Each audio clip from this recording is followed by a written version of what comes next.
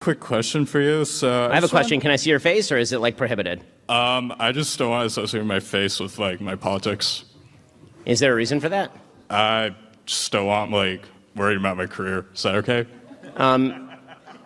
Well, it depends about what you're about to say. You can ask it, and then we'll determine whether you are a person who should not be able to get a job. I want to know, how hard was it to generate like AI generated images of Hamas? So you should take off your mask now. Not really because what you're saying is so anti-Semitic, but just because what you're saying is so unbelievably stupid that I hope employers take a good stock of a person who does something so dumb.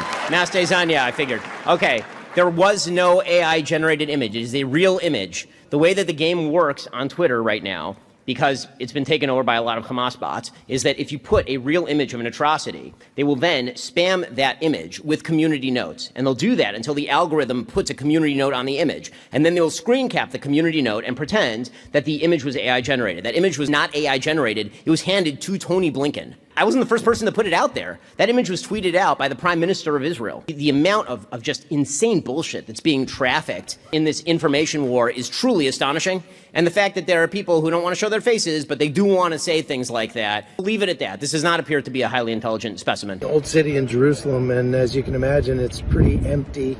The tourists have all gone home, and the shopkeepers here, today is Shabbat, so really the only shops that are open are the ones that are owned by Arabs. And if you didn't know, about 20% of the people who live in Israel are Arabs, Arab Israelis, and they live here in peace almost all the time with their Jewish counterparts.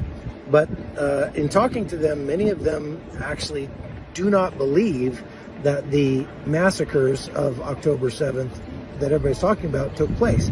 They say there's no way that they were beheading babies and things like that. And I told them I went down there and I saw it for myself. It happened, and they just acted kind of shocked because their propaganda, the news they watch, is telling them that these massacres did not actually happen.